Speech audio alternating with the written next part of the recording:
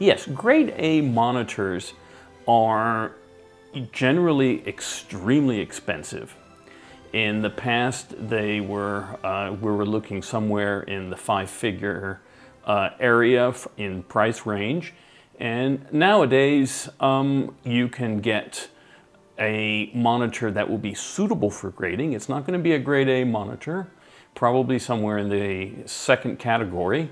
And this is actually perfect for grading too. So this can be used in a grading suite and you can get optimal results with this. So generally, for example, I'm using a grade B monitor and this one is perfect for grading. And this is what I would use because generally in the colorist budget nowadays, when he's setting up his home grading suite, he doesn't really have the budget to go for a grade A monitor. And also too, nowadays on the market, there are very few grade A monitors that are available for someone if they have the budget to buy it.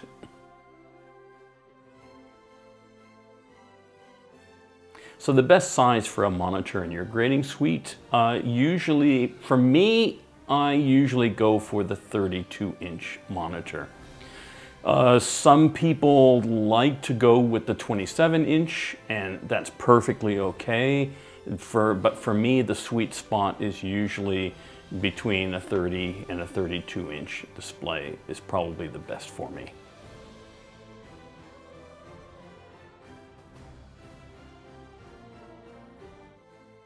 Now, what's the best way of connecting your monitor? Well, I would say it all depends on your configuration in the grading suite. Generally, it's better to use a video I/O device connected to your computer, and then you have more possibilities for tailoring the input to your monitor. Barring that, you can also use the video clean feed output of DaVinci Resolve and bring this directly into your grading monitor, and this will also give you adequate results as well.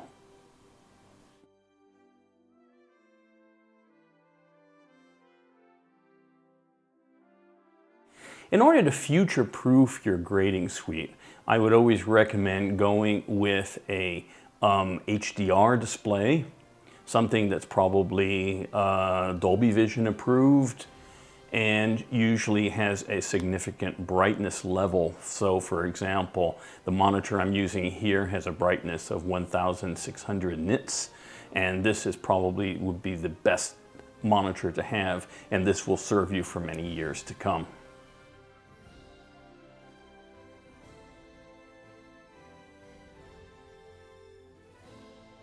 Some people use a shade on their monitor, which is usually sort of a cover that covers around the monitor when they're grading.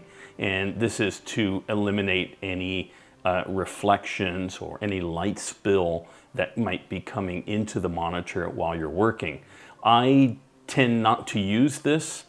The reason for that is that if I have clients sitting next to me, I don't want them to have to sit there and sort of turn around and look over the shade or anything like this.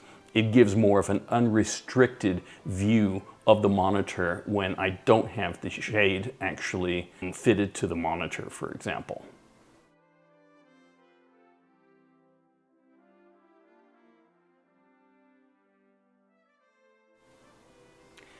Now, some people ask me about viewing angle and why I consider this to be a real deal breaker.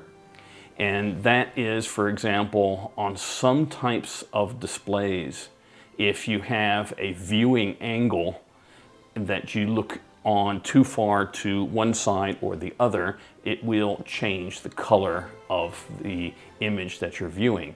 And for me, this is very critical because if I have a customer who's sitting next to me, I want to make sure that he's seeing the exact same color and picture that I am looking at when I'm doing the grading. And this was a problem that happened with early monitors where people would look at it in off-angle areas and the picture would turn green.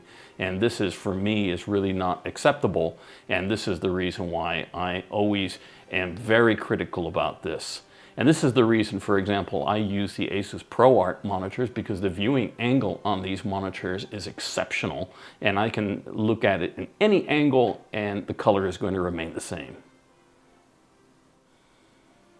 So there we have it. So for more information about training services, have a look in the comments below.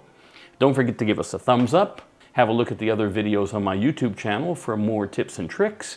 And I hope to see you soon. And also think about becoming a member of my Patreon. There's a lot of great perks there. Thanks and have a great day.